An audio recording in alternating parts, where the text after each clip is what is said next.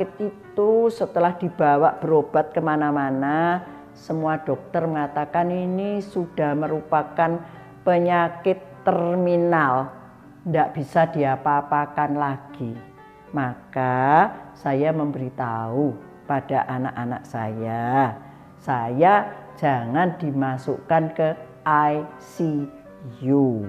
Kenapa?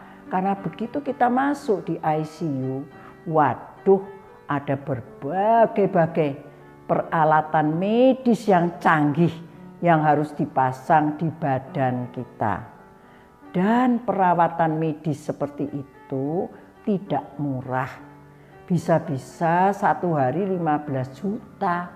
Ya kalau cuma 1 hari. Tapi kalau sampai berhari-hari, tetapi itu tidak membuat kesembuhan, tidak memulihkan kesehatan, cuma memperpanjang hidup.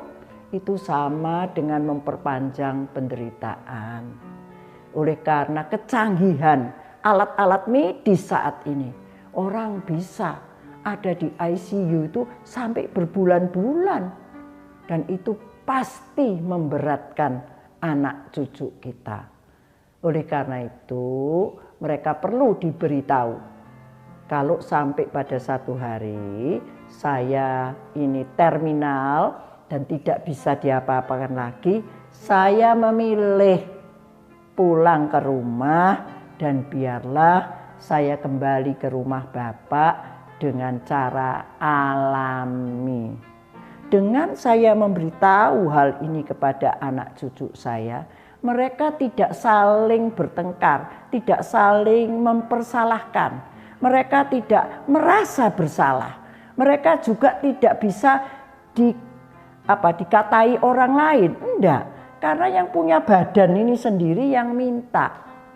Jadi sesuatu yang memang sudah tidak bisa diselamatkan, hanya memperpanjang hidup, lebih baik tidak terus-menerus dibawa pengobatan yang hanya memperpanjang hidup itu. Itu yang pertama. Anak-anak perlu diberitahu hal itu. Dan yang kedua, saya pikir kalau saya mau meninggalkan dunia ini dengan baik dan tidak merepotkan, membebani anak-anak saya, mereka harus tahu setelah saya meninggal, badan saya ini loh mau diapakan. Apakah akan dikubur atau dikremasi. Berbicara tentang kematian, tidak boleh kita tidak mau ngomong, karena sesuatu yang pasti. Dan membicarakan kematian bukan dalam ketakutan, bukan dalam model berpikir orang kuno. Jangan bicara tentang kematian, itu ngaluk, enggak. Tetapi berbicara tentang kematian dengan satu pemahaman, supaya anak-anak tidak bingung, tidak panik, dan tahu apa yang dimaui oleh yang punya badan ini. Saya terus terang memilih untuk dikremasi, dikubur baik-baik, tetapi semua itu tergantung kepada yang jalani.